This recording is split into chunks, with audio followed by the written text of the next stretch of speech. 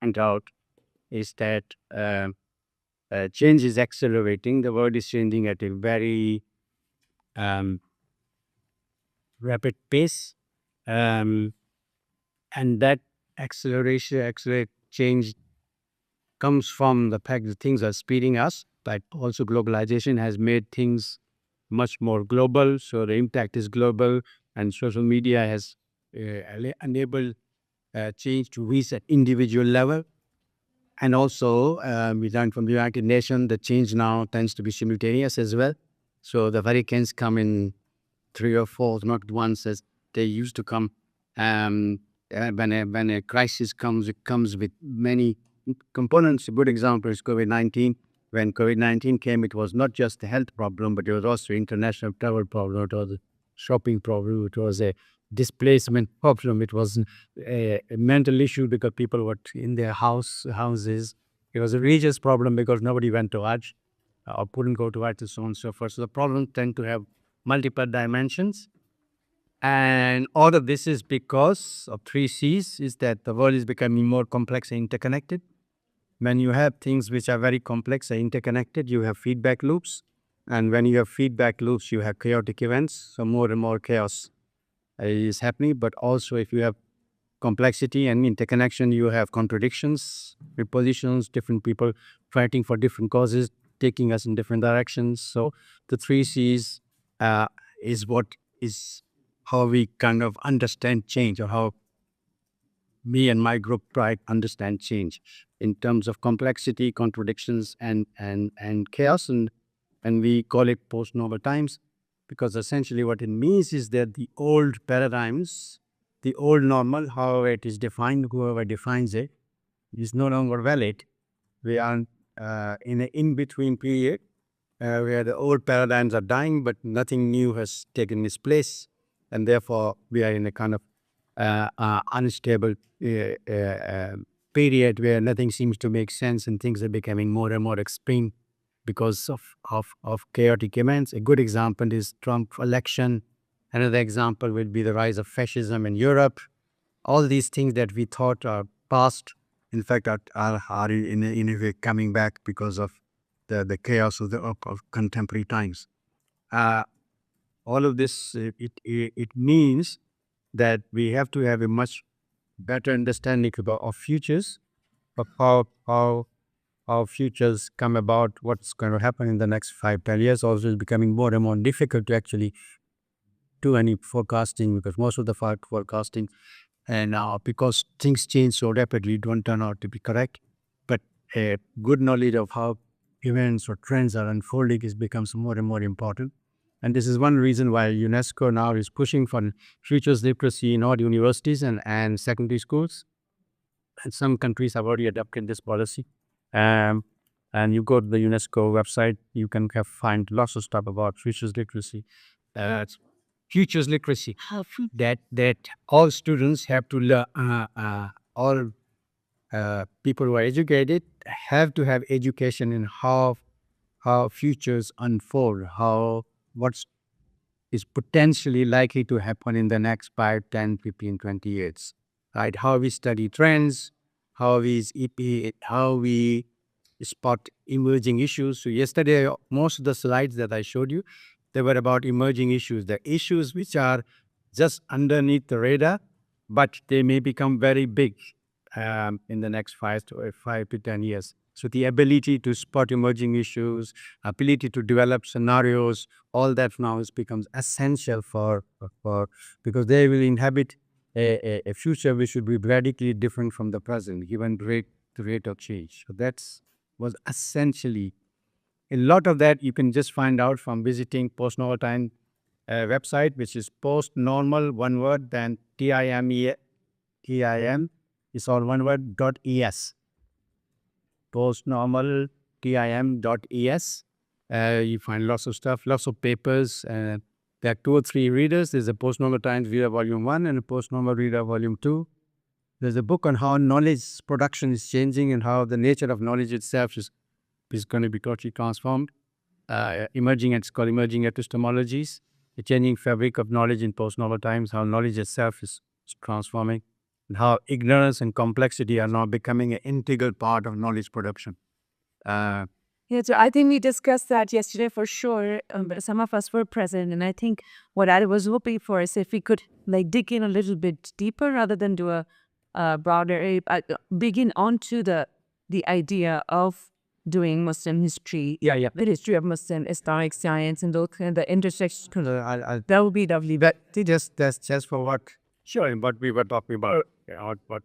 What summary of what we thought about yesterday. This that everything has to be deconstructed, that everything has to be kind of shown to be meaningless at the end, and it's kind of perpetual doubt and perpetual criticism. That is not the way we define criticism. We are defining criticism in the old-fashioned way of looking at something and exploring it. So for us, criticism is something that takes an object wherever it is and places it at a higher level.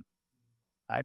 So the criticism is engagement with the object. It's not about denigration. It's not about knocking the subject of the object down, but it's about raising the level of the subject and the object to a higher.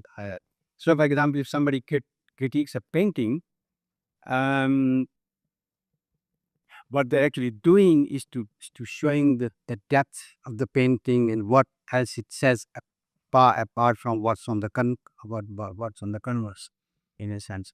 So that we mean uh, uh, uh, that's the third over definition of criticism.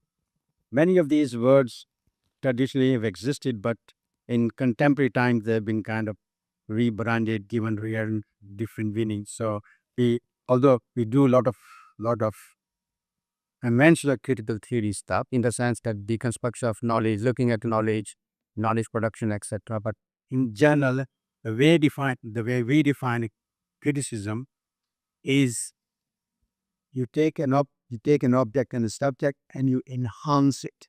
You make it shining. So it's like you may have an object that is the rough diamond, and you polish it and shine it and make it into a shining diamond. That's the way we. So our object. But criticism can be quite deep and quite severe, but it's not necessarily destructive. We are not in a destructive kind of game. So that's what we mean by critical. What do we mean by Muslim? Now, there are, of course, various kind of Muslims. We can look into from the sectarian perspective. We can look at from the school of thought perspective. We can look at from a historical perspective. We can look at all sorts of kind of different aspects. Practicing perspective. Yeah, practicing perspective. Somebody said, pointing out yesterday that I am not a very spiritual person. I said, fine. Somebody else says I may not be good Muslim because I smoke. I smoke cigars. And I go, then I smoke cigars. That's fine too. And so we reject the notion that there is only one kind of Muslim. Right. That's the first thing. Right. We reject the notion that there is only one kind of Muslim. And we believe that every kind of Muslim deserve their own respect, right? So we would not, for example, say like some Sunni Muslims say the Shias are not very good, or Shias are not, or MDs are not Muslim, etc. So that's the first thing. We accept all varieties of Muslim, and provided you define yourself as a Muslim, that's what a Muslim is in a sense. Full stop, right? So there's no, although we accept orthodoxy, we actually challenge orthodoxy in many respects, and we believe that orthodoxy is partly, not largely responsible for the mess that we are in. So, for example, we are not Sufis, but we accept Sufism and we critique it. Right? Some of us are not Sunnis, but we accept Sunnism and we critique it. Some of us are, Smileys. We accept Smileys, but we also critique. There's a lot of self-criticism and lots of criticism of other varieties. So that's the first thing. That diversity of Islam and diversity of Muslimness is essential to what we mean. Like this is the only way of understanding what it means to be Muslim in the 21st century. That's the first thing. The second thing, we don't accept the fact that being Muslim means you are in a ghetto.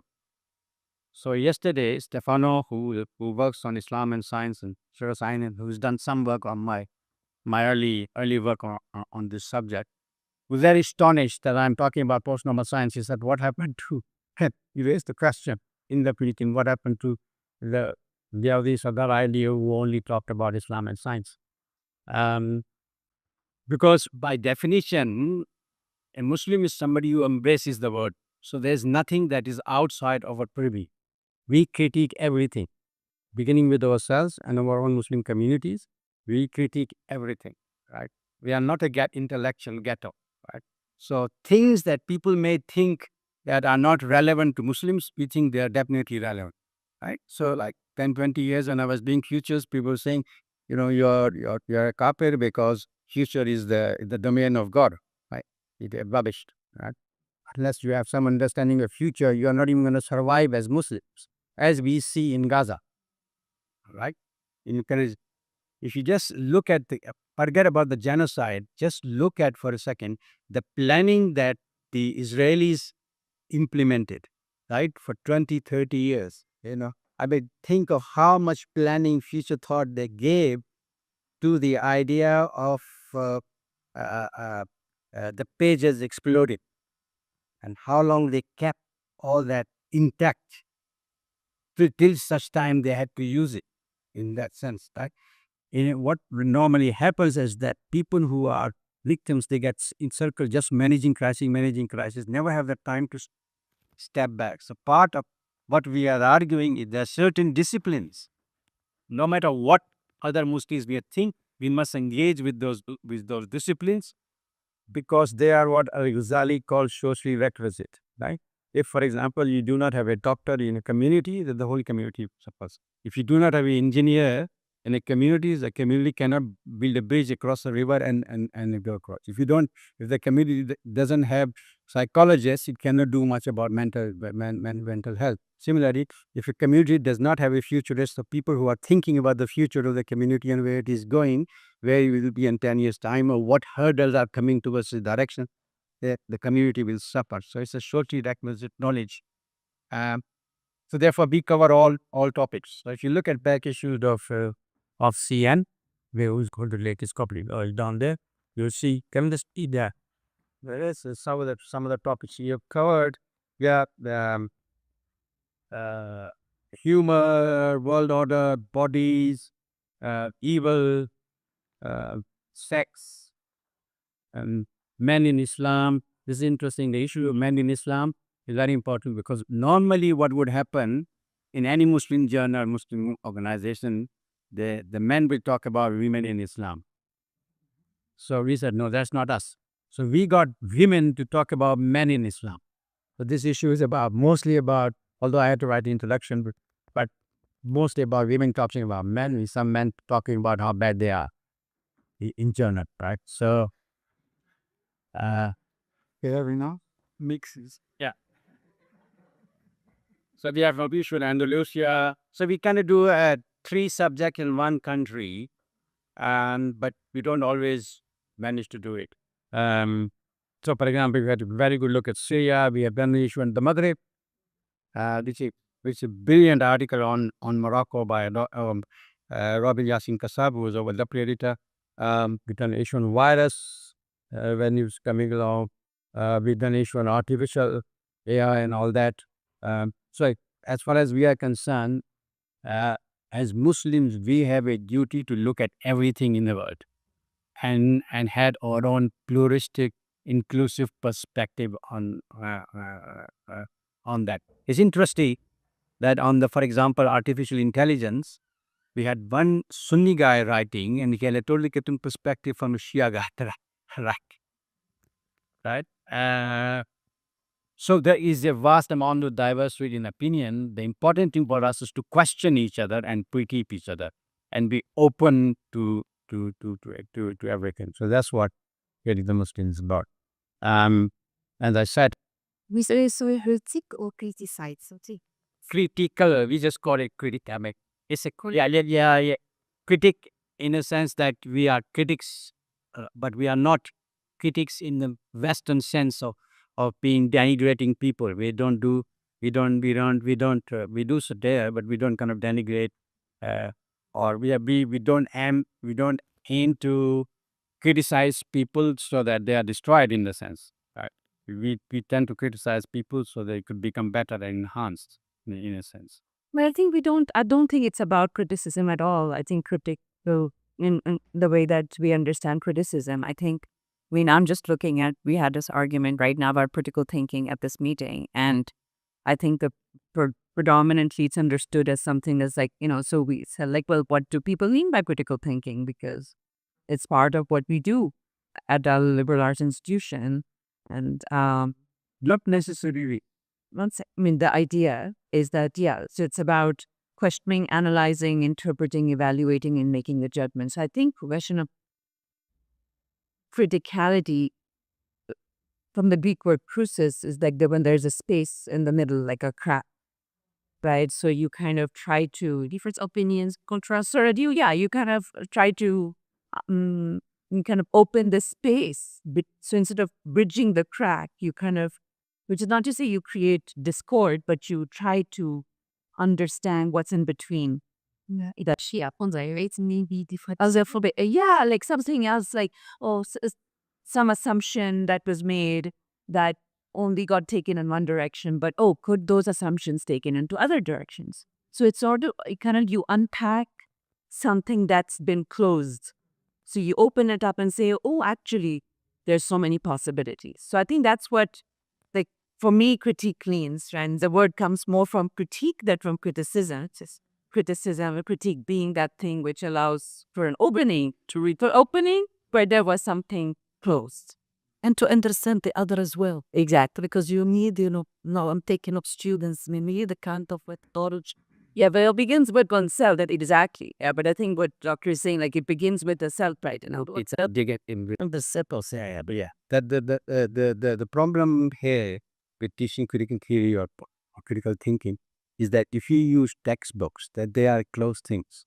So the first thing you need to confront is the textbooks themselves, and this is happening more and more, right? So this lady here had about one textbook when it was disaster. She disagreed with everything because it was, I can't remember what textbooks you were talking about. Remember? But I've approached many students, but really come to me and say, this is what I'm being taught, that this is horrible stuff, right? And then we sit down and analyze and all that.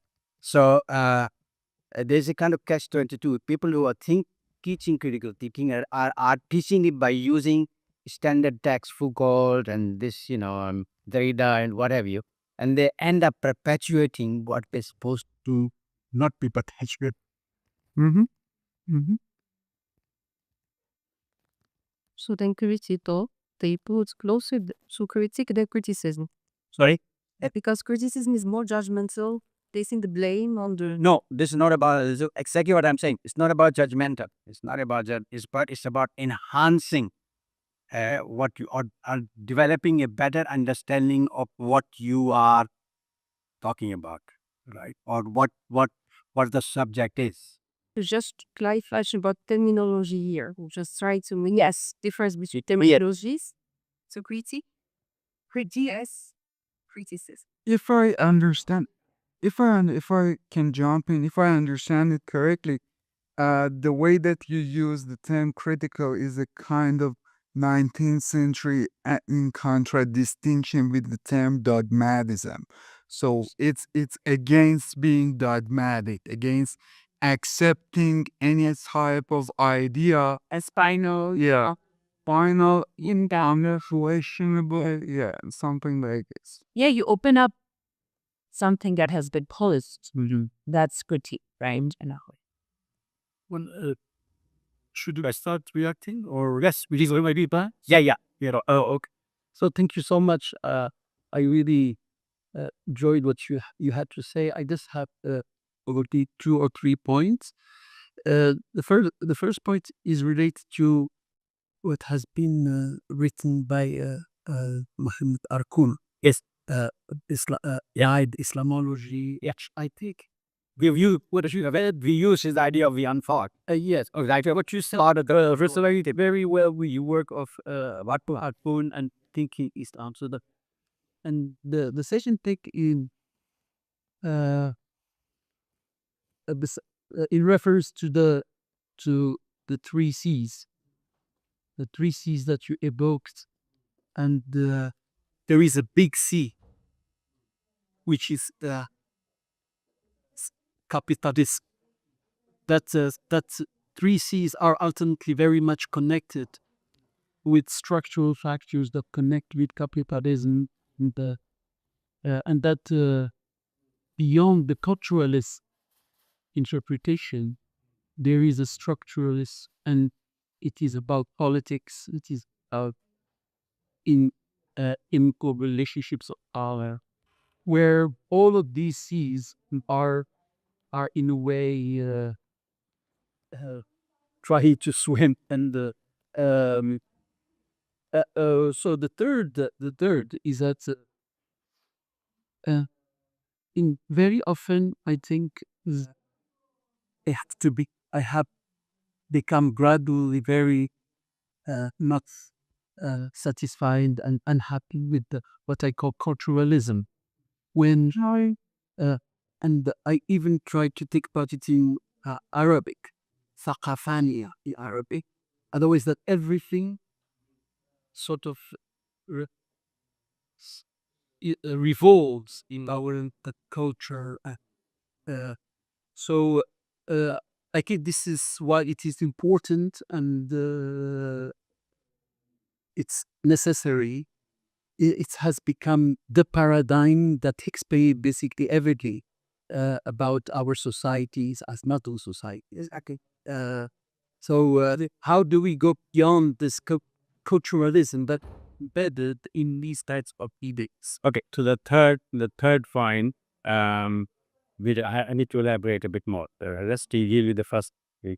So yes, Alkuin has influence over thought. There is no doubt about it. His idea of the unthought, that we made it part of post-normatized state. So if I were to develop it further, take to in a deeper level, the unthought will come in a sense.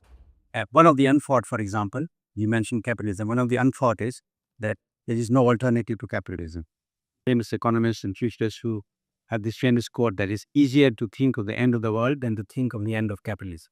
You should Google that. It doesn't exist in a sense. But the three C's are essentially about change. So you can't bring capitalism in it. Three C's focus on change. This is a theory of change, right?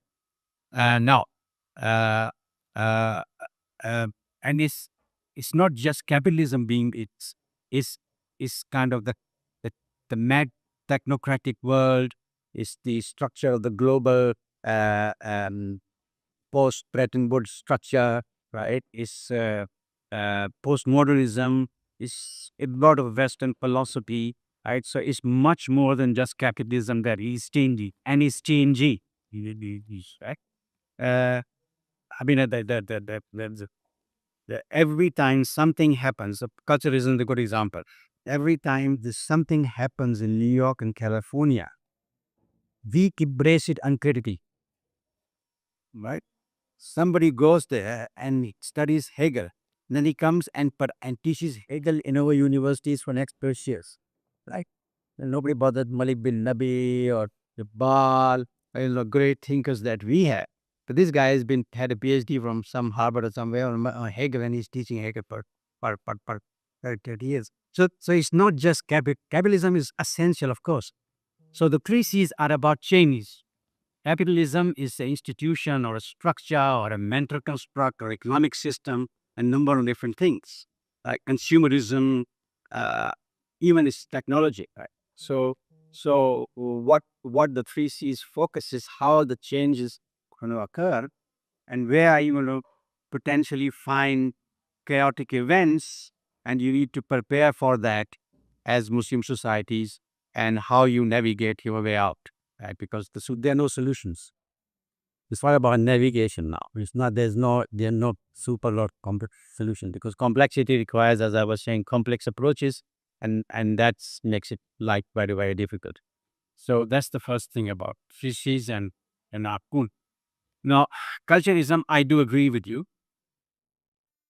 Again, it's a bit of fad, like we had postmodern, suddenly postmodern became a global thing. Culturism has become a global thing in the last 15 years. Everything is culture, everything is culture.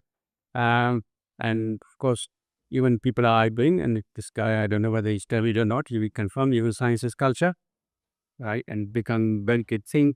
There are several books with title Science as Culture. One is written by Robert Young, I think. So that culturism is a type, in my opinion, essentially the desire of Western intellectuals and academia to reduce everything to a single equation. You know, the greatest thing that in science supposed to be a single equation that you write on your t-shirt, that is the theory of everything, right? And we have that approach to theory of everything in social sciences. We are approaching in culture studies almost everywhere, and culture is part of that kind of genre, and therefore we should reject it. And I am so glad, I am so glad that you're feeling, because that means you're thinking about it and you're saying, hang on, there's something wrong here.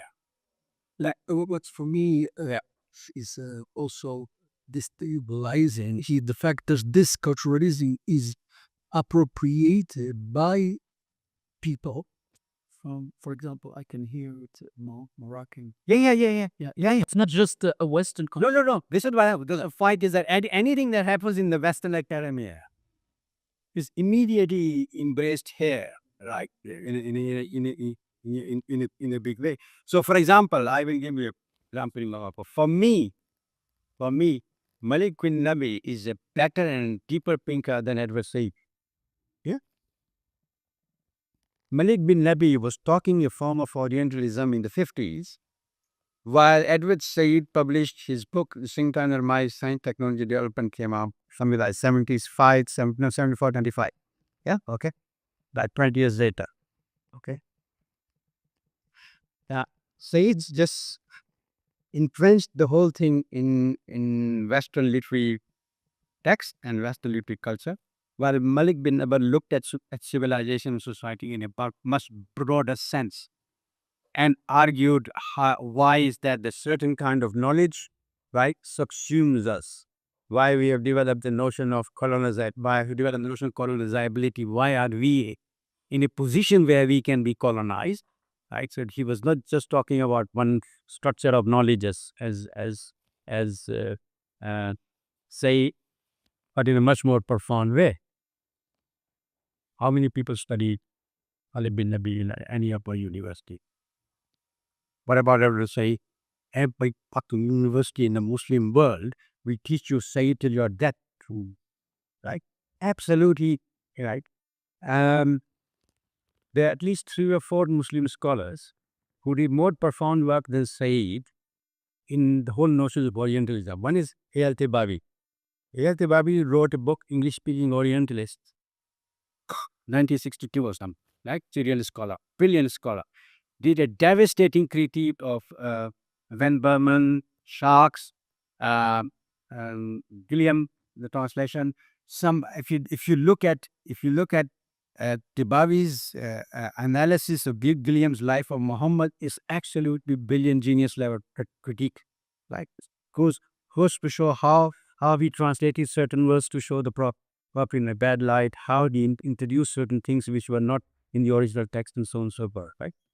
To this day, including me, you use William's translation of Life of Muhammad, because that's the only one available. All right. So I'm guilty as well. Please. Okay. Then there's Hussain al-Attas in Kuala Lumpur, who wrote The Myth of Lazy Relatives, came out 10 years before Orientalism in 1967, where he deconstructed all that, right? We don't teach Al-Tibawi. We don't remember the Al-Tibawi. That poor man died in England. I think he had died crossing the road or some people. Hussain al-Attas died 2 or 3 years ago. Even in Kuala Lumpur, he is not. You do in Malaysia, he's not. It's hardly studied, right? But say the Foucault and Teresa, we shut down our spiritual. This is we just go mad. So it's not their fault. It is our fault that we do not appreciate right? I read a book called A Person of Pakistani Origin. So it came out in England as Person of Pakistani Origins. Basically, stories of my family, right?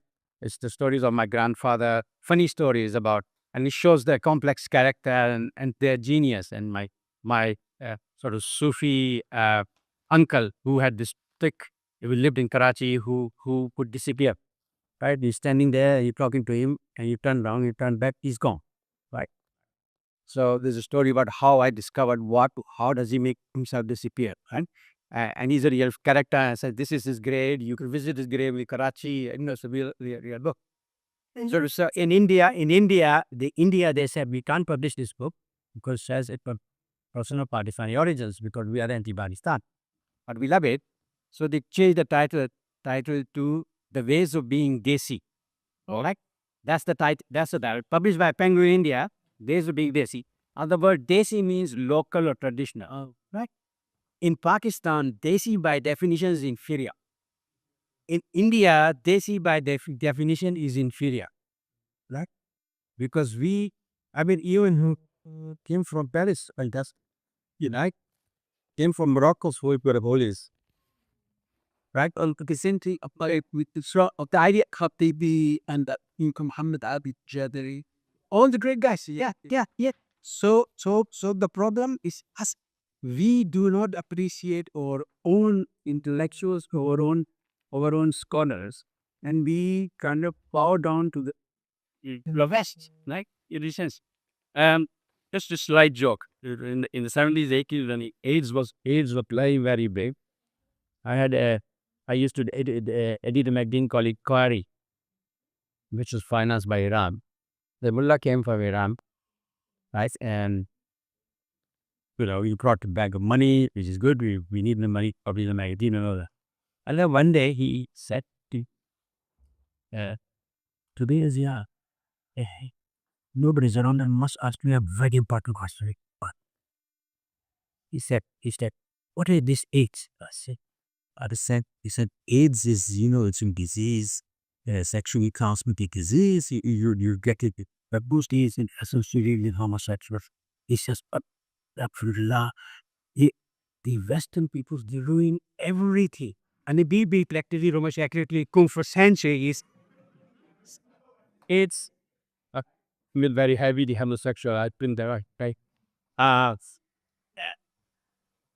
so it's a bit like that. Yeah, um, we and this is what we're trying to do in critical history.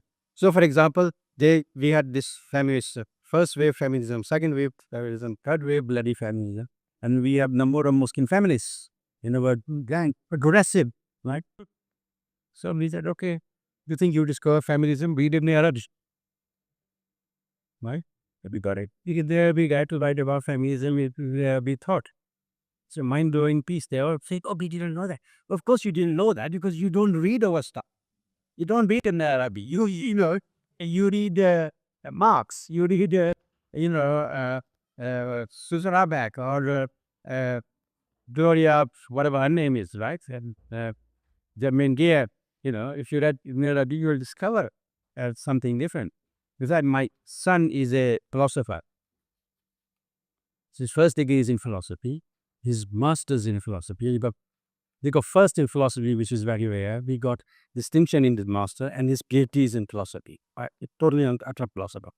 And for 6 or 7 years, he stopped talking to me because every time he talked about, some Western philosopher, I had a critique, and he was, of course, learning about it. And so he went through this phase where he was a Marxist, then he was a postmodernist, then he was, blah, blah, blah, blah, blah. So he read Heidegger's On Being. And he came and said to me, Dad, I looked at this and he's okay, but this guy was a fascist, right? And so I said, okay, I give you another book called On Being, on the condition that you read it, begin to read by Ziauddin Sardar's On Being. So read this, right?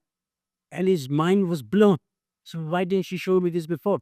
I said, because every time he pushed a Muslim philosopher towards you, you rejected it because you automatically assumed that what you are learning is superior. And actually, I wanted him to learn that so that he knows now, right, He doesn't want to go and teach in university because he says, I don't want to perpetuate this. So the depth and width of our own culture, of own classics, is so vast. It's like an ocean, right? And we, on the whole, don't even dip. We have not even dipped kind of over toe in it, in a sense, right? And unless we start looking at our own scholars, our own intellectuals, and developing our own disciplines, right? Why should we teach anthropology, for example, or why should we bother teaching culture studies in schools? Why do we, or women's studies, or feminist studies? We can develop alternative disciplines, for our own, based on our own tradition and our own culture and what we think we need in the 21st century. So, in your opinion, is the kind of the idea of Judaization of Islam is what can actually make us return and read all the books that we have, and also create a more identity based working rather than being very busy and relying on each other and focusing on our differentiations. By saying that, for example, what is the relation between a Muslim Sunni in Mauritania and the Muslim Sunni in Lebanon? And really nothing if you measure it from the culture side. Yeah. But if we manage to create this vast identity of being a Muslim and that's it, whether you are practicing and non-practicing with all the differences, and focus more on enhancing, is it this what can save us from being overly dominated by the Westerns or not? But I don't know whether it can save us by overly dominating Western, but can certainly save us from ourselves. Yeah. Right. If I say to him, you are a Sufi and therefore I don't like you, right? Which many people do, by the way. You go to Saudi Arabia, that's exactly what they tell you. Right. Or you are Iranian Shia and I don't like you. There's not going to be much, Muslimness or togetherness, right? The first thing I have to say, you may be different, but you are part of me, right? Right. I mean, there's a movement in Malaysia, and they actually succeeded to ban Shias, right? And they asked me, I was in a public gathering, and I said, you people are mad, right? You are mad for one very good reason. You cut your own intellectual culture heritage, sliced it. You know how many of our great scholars that's supposed to be reading from Zohar-Wardi to Jami to Mullah Sadra to actually they were Shia, right? So what you're saying is that your own heritage is irrelevant to you by saying that Shiaism should not be allowed in Malaysia. Unfortunately, I lost. I mean, I won the debate, but they succeeded. So the Shiaism apparently you can't be a Shia in Malaysia, right? I mean, it's mad. That's what reality is, right? And how the Muslims, how the Ahmadis, for example, are persecuted in Pakistan.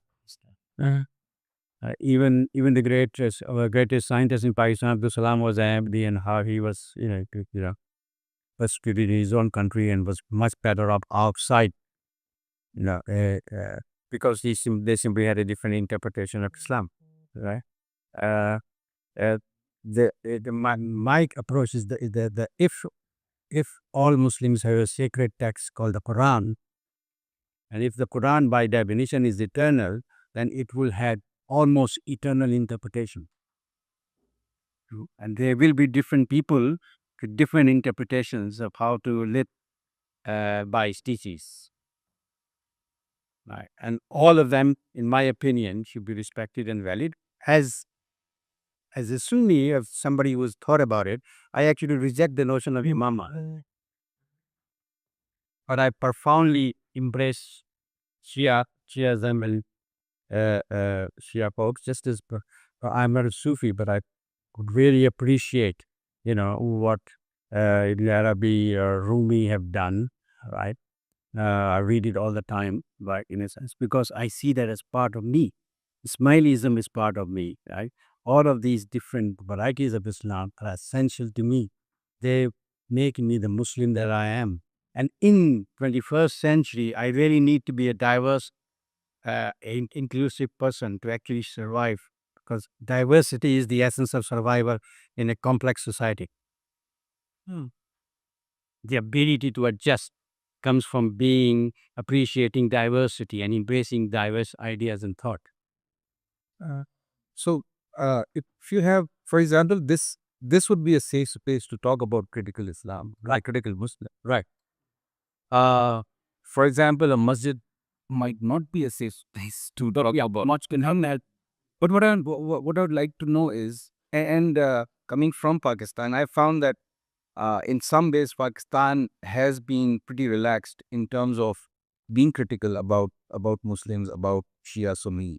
But I felt like in Morocco it was a bit more conserved, and the history is not that far because the I want both colonies and both liberative. Yes, but the for example, I was looking into the diminishing Shiite religion in Morocco. For example, it is very sudden. It's not very old. It's a very just like Malaysia. I think it's a very sudden concept. It's not fun.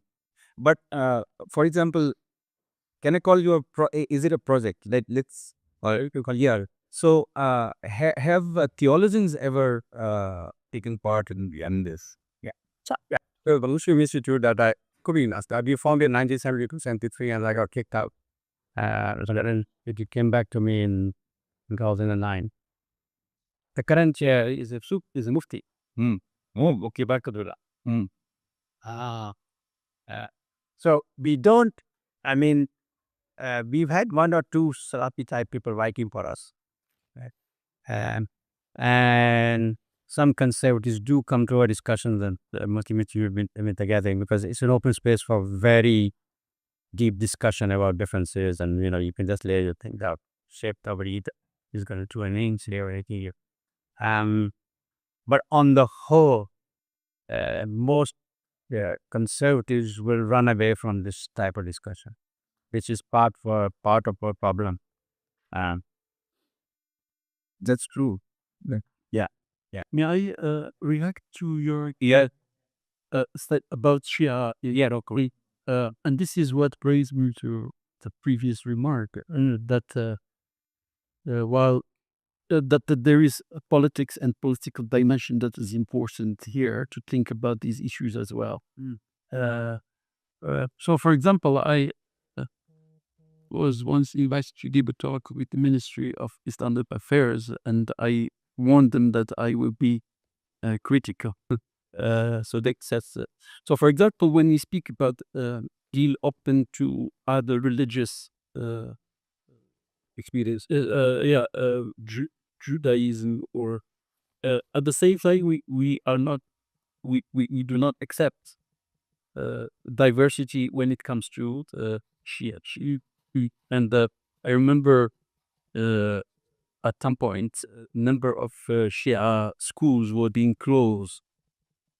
So this is a political dimension, and I think it's very important. I have to just mention that. But just one point, and probably one nuance in terms of what we have been talking about, which is philosophical in nature and historical also. And Muhammad Abid Jabri makes reference to this, is that knowledge, it would be misleading to think that knowledge belongs to a particular culture. So the very idea of Western knowledge or Islamic knowledge for me is problematic, because from a warm historical point of view, knowledge is about a series of interactions and give and take and dynamic kind of interactions, because Ibn Sina, Al-Farabi interacted with the Greek philosophy, and the Renaissance interacted with Muslim philosophers. And this is really the essence of knowledge. It does not belong to a particular culture, like it's the product of dynamic interactions, so that we don't fall back on some form of ethnocentric conception of what knowledge is about. So how do you regard? So the answer is yes and no. The answer is yes and no. Yeah, it is. What you say is partly correct, but I think the word has changed radically. So it's not, for example, we do know, I mean, say, what about anthropological? So what about the knowledge? I come and study you. and then generate knowledge how to manage and control you. Are you going to be happy with that knowledge? No, I mean that, yeah, I said knowledge. I published half a dozen paper in this field. I'm giving you a scenario. I published half a dozen in PPT. I come, studied you, and I'm convinced I know how I can manage and control you, how I can manipulate your mind, right? Um, and this established knowledge. It will be in textbooks within 5-6 years. You accept that or not? But this applied to any form of knowledge, but no, it doesn't. No, it doesn't. It does not apply to any form of knowledge. No. So if so the knowledge, for example, classical physics, somebody here teaches classical physics, right? It doesn't apply to classical physics, right? When people came and said to me, "Oh no, this is all Western," gravity. I think Stefano was there. I said, "Okay, jump out a window and see if gravity works or not." Right? So it doesn't. The world is much more complex, and you have to differentiate, right? And the whole structure of epistemology is changing, right?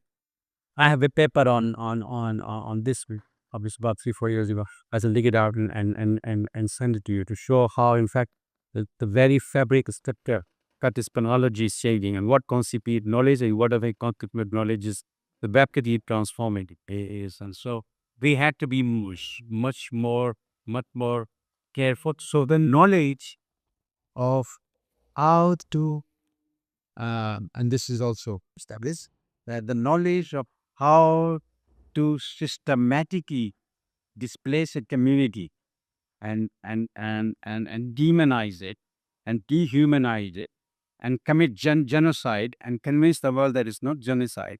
Would you accept that knowledge? That is knowledge, right? It's published knowledge, and you can acquire it even on the internet. But I can give you text from British military and various places that actually have it. Do you accept that knowledge? Let me clarify what's going on. Yeah. My stance to any form of knowledge that is produced is to be critical vis-a-vis. So otherwise, dogmas can be produced and from within Islamic form of knowledge. Oh yes, as the dogma can agree equally produced within quote unquote Western form of knowledge, and that our critical engagement, as you suggested, basically applies in both ways. Yeah, but it's not just our critical engagement, but our appropriation of knowledge can also be that way. Otherwise, there are different forms of knowledge that you can up. And when I was a science journalist, I was working on a story about technology that was specifically developed to Zika, right? Very specifically. And the reason was that there were lots of riots in Northern Ireland, and the military wanted to know how can we stop the riot without killing too many people or not killing anybody, right? So the theory was developed that what you need to do, if the crowd is moving, protest is coming along, what you need to do is to identify who the leader is and who are the 4 or 5 main proponents of moving crowd, and then you kneecap group use fire bullets to their kneecaps. Right? This is exactly what happened. They developed the technology, they used it, and many riots were there. Which I published a story on. This is how technology was developed. This part I did as a science journalist. Now, is that knowledge acceptable to you? Because it's very, solid, physically grounded. Are there ethical principles in that knowledge that disturb you? It disturbed me when I was doing the story, right? But would you accept that as universally applicable to everybody? Would you buy it? Would you buy? Actually, they sold it to Saudis. Saudis never used it, by the way. They sold it to Saudis because there are no riots in Saudi Arabia. Why they buy it? So of course, in case, right? At the same time, this I did a story for New Scientist. It's a cover story. The cover line is the king, the king, something else, and the iceberg. So at the same time, they sold this technology to Saudi Arabia. They sold that iceberg to Saudi Arabia. The iceberg is going to come all the way from Arctic to Saudi Arabia to generate fresh water. By the way, it got there invented by it got happened. That it didn't occur to it. And they sold sand to Saudi Arabia because they said the Saudi sand was not good enough for Western beaches. And it's all that is in that story. That if you look back at it's about 30 years ago, for a long time ago, and I did that. So I don't buy that all knowledge is knowledge and is good. You know, I'll say something. Yes. What I understood from my colleague, she said that maybe the knowledge is the result of dynamic consumption first, that is changes on the side, and that is a combination of different sources of knowledge. Whoever is producing the knowledge is really contrasting different sources, Arab, Persian, Roman, Greek, etc., to produce like something new that we are not supposed to accept or reject. We can accept to reject some, but at the end, we are producing something new that is resulting from combination of multiple sources. This is what I got, and this is acceptable to me. To so Yes, no, I would argue that view is out of date now. The contemporary postmodern world does not. Uh, you will not serve yourself very well if you have that perspective of knowing. Knowledge now is knowledge now is Dathanized. See, yesterday I showed there are dozens of books which showed mathematics has been weaponized, right? Anthropology is weaponized, sociology is weaponized. If you just look at it, you know, what is anthropology? Anthropology is a science developed specifically at that specific moment in Western imperialism to understand how they can manage and control the natives. What is sociology? Is a particular form of knowledge developed in the West, particularly in Britain and France, how to control the poor and the working class. Right? The poor law, the criminal law, they all came out of sociology. The criminal law was the best thing to do for the criminals is to send them to Australia, which is exactly what they did. Right? That was the early sociological studies. Right? So these disciplines are very specifically oriented towards doing certain things because they emerge out of certain needs that need to be fulfilled in that society, right? But If you we pick up, for example, the example of anthropology. yeah, Yes, totally. It's the product in inferior context, Yeah. and we cannot understand anthropology unless we look at it from that context. But there were critical engagement with the Western anthropology by Talal Asad, by James Clifford, by Milley. And also there was a sort of reaction, for example, in Morocco, they have anthropologists who have been very critical of the colonial and European paradigm, yet how to think about Moroccan society. There is, of course, not just a rejection of anthropology as a discipline, but a critique of anthropology and thinking about alternative forms of knowledge from within the power. Right, exactly. The last words are very important. From within the same paradigms which created the original anthropology. That's the point. That's the point. And so you should take Talal Asad, who is absolutely brilliant.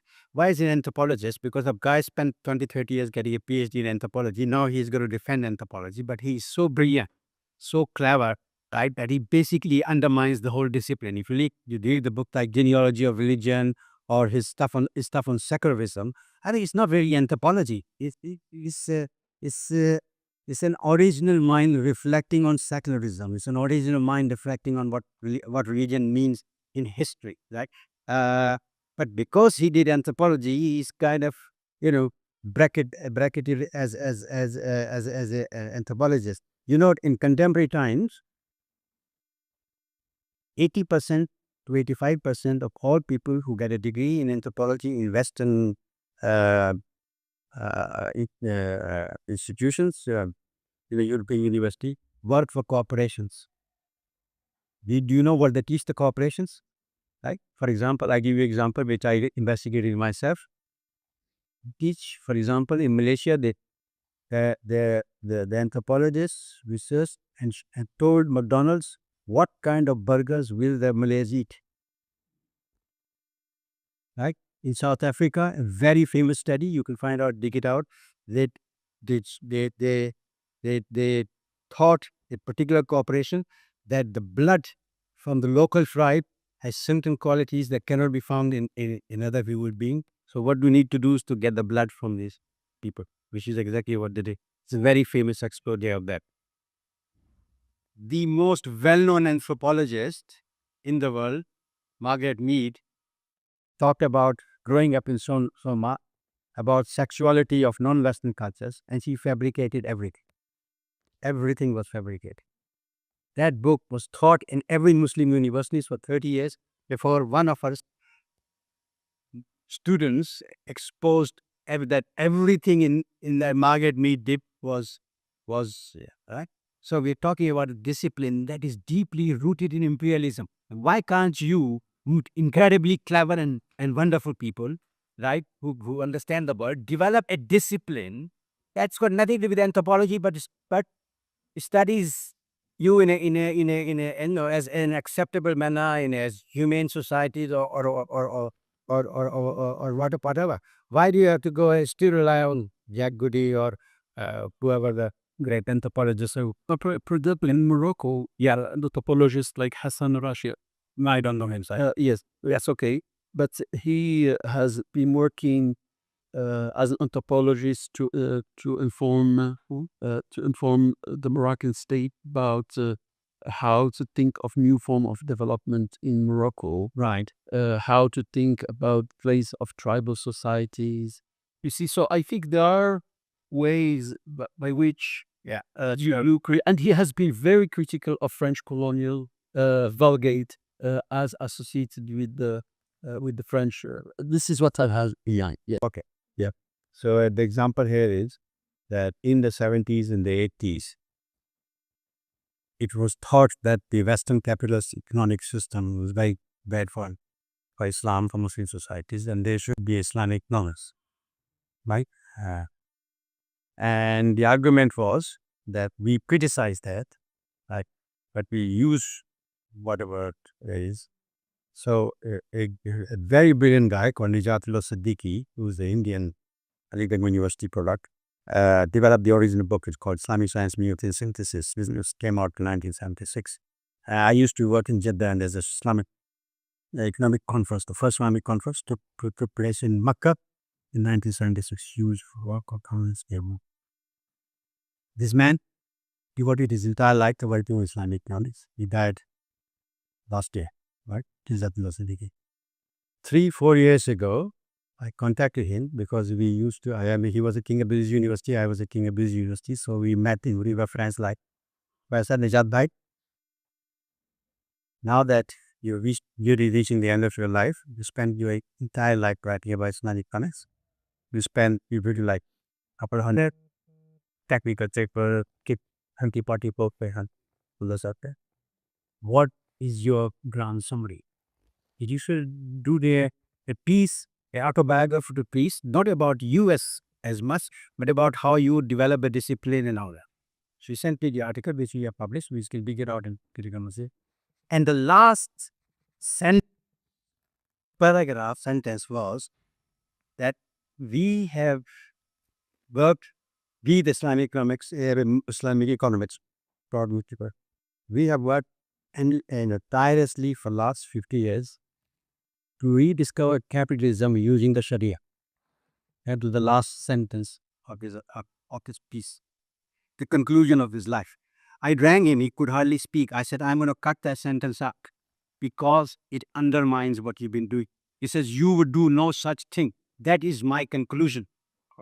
I have wasted my life because discipline I want to create was subsumed and domesticated by the dominant economic system, which is agrarian work capital and the poverty, right? This guy is wonderful. He is very clever, but unless you get out of the paradigm will be put up. Get out of the paradigm. Get out the paradigm. But sometimes you can get out of the paradigm and we still have the same labor. So we need to do justice to the man. He may still call himself anthropologist, and other people may call him anthropologist, but he's destroyed the system so much that he's created a new paradigm of his own. But we don't know in a sense. So we got. I think I really admires his as an So I was the only person in 1976 when I went to the study where I said this is wrong. Right? They're talking about You see, when I was studying, I did my first degree is in physics. My second degree is in information science, which in those days, I mean, it's part gravity science, part cybernetics, this space kind of thing, right? My master's. So I was looking at classification schemes. So one of the first books I wrote was called Islam, Our Kind of Classification. Because I thought the whole knowledge system was fucked up against us. Right? When I go and look at the book on Islam, you get millions of Christianity, right? And there are 3 texts on Islam, and Islam is, 39.1134. Islam is the culture, civilization. We, around for 1500 years, and that's what we get in the dominant coding classification or linear Congress classification. So I did my own, and the book is still available somewhere. It's called Islam or less. It's a new classification of knowledge. 2 places in the world use it. One is the Islamic, the religious ministry library in Kuala Lumpur. They use my system, and a private lecture. My old friend of mine in Saudi Arabia was a huge library, so he uses my system. So apart from that, nobody else has used it.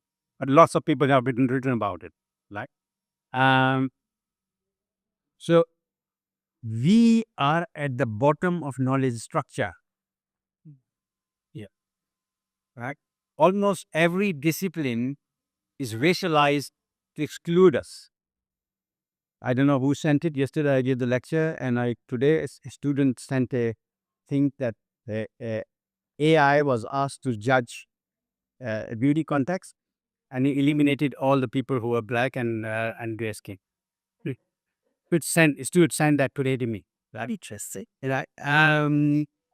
So we are in a totally different world, right? And I think here we have to be very ruthless, right? And very, very ruthless. It's not in terms of knowledge structures and all that. Very, very careful of what we are teaching our students, how we are preparing them, because there's some real dangers. I mean, as I said, 40% of members of parliament in the European Parliament are fascist. Right? Right? We know what the last fascism did. We know what current fascism is doing in Gaza.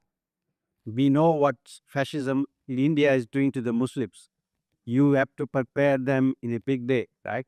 So the dangers are very real. It's not just fascism, it's how technology is moving, how knowledge is being racialized, how disciplines are being weaponized, right? In a sense. Now, the whole idea of post-normal times gives you an opportunity to create your own paradigms. What you're talking about reminds me of an image that I think I saw a few weeks ago called the Tree of Knowledge. I don't know if you have. No, it's a wonderful. Yeah, it captures exactly what you're saying. The names and that are specifically from within Islamic. It's called the Tree of All. Please find it. Send it to me. Yeah, I'm. If I find this, I will send it to you. Yeah. Where's that? Yeah, the Tree of Knowledge. Yeah, and it does not, of course, it's from within. Yes. As I think we are really shifted times now. We are abandoning our old practices to shift to new things rapidly. So we are not only having time to analyze as we either die, not enough time to analyze and Exactly. Now we know that. make decisions. Now Now we so fast. decisions not only are adults analyzing anything. Yeah. But the important thing now is that it's even more liker for us to decide what we do not want to change. Since everything is changing, but we don't want everything to change. There's certain things we value, we do not want them to change. So we got to also focus on what we do not want to change. Right? Right. And for example, we do not want to change the idea of compassion, of zakat, right? But it be very, or the idea of what, right? How we preserve it, right? So how do we, because change is accelerating, these ideas can be swept aside. People who come and tell works are invalid, you need to create corporations. Corporations bring you money. So now the challenge is how to preserve. How to preserve what you want to preserve. Yes. I mean, if you look at the So model biases. we will get concerned more biases. Exactly. Exactly. You can model line. Yeah. Yeah, so I have just sorry. No, that was an interesting discussion. So just a quick question. You mentioned something in the beginning. I'm kind of confused a little bit about. So you mentioned so the idea of different kinds of Muslims. Yeah. And it's a little curious statement because it can mean a lot of things. So can you maybe just elaborate on what you mean by kinds of Muslims? You can have physicists and there are physicists who drink coffee, physicists who don't drink coffee. But so it's a bit confused as to what. So what do you mean actually there's different kinds of Islam, or do you mean that the people who are actually Muslims are different kinds, which is an obvious statement or trivial statement? So I'm confused as to what does that mean? Basically, how you That Islam is inclusive, big enough, then for different people to interpret it in its base, right? So that's, I mean, the Shias, for example, have their own interpretation. yeah. So okay, yeah. So Or Smileys have their own interpretation. no, that's fine. So basically, you're saying so interesting. So okay, so I mean, this goes back to a little bit of discussion of realism and. So if Islam is a thing, is it an external reality or no? That's the first statement. If it's external reality, then you just yeah. What do you mean by Islam is an external reality? Spend me. But No, that's my question to you actually, if you don't mind. no, I'm asking you because you say Islam. No. And it's a question. So you know, because So what you're saying is Islam a singly defined truth? Is that what you're saying? yeah. So okay, I don't understand what you yeah. So the more basic statement is there an external reality or no? So what do you mean? reality or Is there an external reality or no? So when we make statements, are these statements actually? Can we say in a certain sense they're actually true or no? some statement will be true and some will not be true. Yeah, exactly. So and that judgment is How you examine them, and the truth will also be kind of in a say be prejudiced from your perspective. so basically there's no external truth.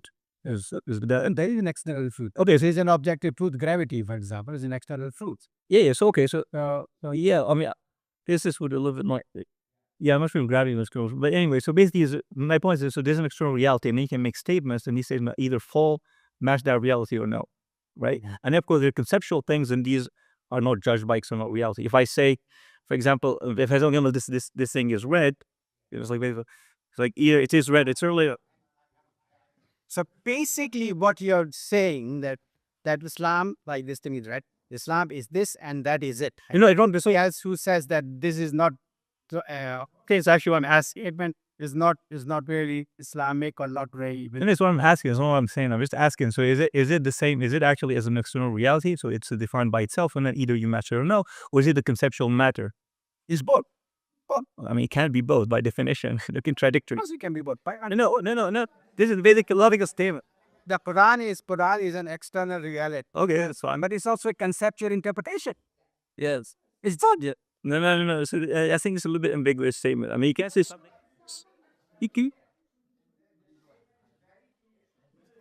I think it's actually. I'm telling you. The distinction maybe is between an ontological claim and an epistemological one, and that's something you need to read Marx to understand that these things are going together. To react to your point, by using this, if I ask you to describe this bottle, if I ask individuals here to describe the same bottle, which is a concrete reality objective, you will see different interpretations.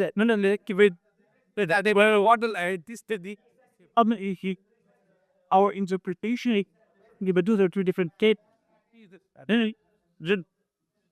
This is Mandapo. Okay, fine. But Mandapo, I understood it exactly. Very quickly. So after the death of the puppet, within 30 years, Muslims were fighting each other on interpretation. Now these people allegedly knew more about Islam than we do. Yeah. So they already had different interpretation. There were different sets already. Those who had observed the reality of the prophet in a sense. So shall we say all of them were idiot? And they did not accept the external reality. I give you an example. The Faris al-Nadim. What's his name? Faris al-Nadim is a catalog of books. 11th century catalog of books in his library in Baghdad. Right? The first section on sex. Right? I mean, mind-bogglingly complex sex. Right? So all of that interpretation, all of that, he does not dismiss any of them. He says this is a part of Islam. They are part, environment is the Muslims. Sorry. So you can, in a matter of speaking, is the Schrodinger cat Is it that? No, it's not. bad? The Schrodinger cat is actually Right. that. What a lie. So I feel like you just make some prejudgment. I'm just asking a question. I feel like you assume what the answer is, which is not necessarily. So just an example of, so you said there's the bottle and descriptions are different, but description of the bottle is different from the bottle. The fact is there's a bottle. How we work with. So for is that. Right? Reality is that. No, exactly. So there's the bottle and the description of the bottle, and there can be multiple description. Now, we can't. This is exactly what's happened to the Quran, because words carry different meanings, and this is part of semiotic and linguistic theory. Yeah. There is always a difference between the signifier and the signified, in the sense that liberty might be something for you, but it's somebody, and justice might be something for you, but it's the signifier that carries different. Oh, fully the multi clip. Yeah, no, I said it's fine, but it just the point is that now Scientists and engineers, they are not able to recognize as of science. They also have had no, it is fine. So my only point is that the bottle is different from the description of the bottle. You have different descriptions. Some of them match reality, some of them do not match. Imagine most of the material. No. Imagine, for example, there's a bottle, and let's say there's some external thing that we can define as a shape, and it's properly defined, people understand it. And someone say the shape is the bottle is spherical. Let's just say someone say the bottle is spherical. That's a description, but it's not a description of reality. It's a description of the bottle. It's a wrong description. They say someone said it has this shape. It is true. Someone says it has this color, which is both true. They're different descriptions from different perspectives. They're both true. But just in the term, they're completely wrong. So there's discussion of the object and discussion of the description. So maybe we say different kinds of Muslim. You're talking about description. Of course, not everything that we work with in our society is based just on hard objective. Because concepts and words have different meanings. And how we interpret them depends. So there's of different facts. Exactly. Just when people discuss, definition should be clear to avoid confusion. If you define Islam as what everyone can define, of course people can disagree. If you define Islam as external defined by this and that, then it is what it is, and then people can try to come with descriptions and discuss whether the description actually match reality or no. So whether they mismatch or they both different description that match, as you said in the example of the early part. Arisha, where I'm working, 2 weeks ago, they passed a law. It's called the Mufti law. Yeah, check it up, right? So is the name Mufti? Mufti law. It's called the Mufti law. I don't know why it's called the Mufti law. Well, it doesn't matter Mufti law in Malaysia. Now this how it's spelled? Passed. MUFTEI. On the Mufti, yeah, but the Law. law. Oh, the law. Yeah, that was an ask. So they say that Malaysia is an Islamic society defined by as a Sunni, Ashari, and one mazhab. I can't remember. It's not Malay. Safi. So that's the definition of Muslim in Malaysia.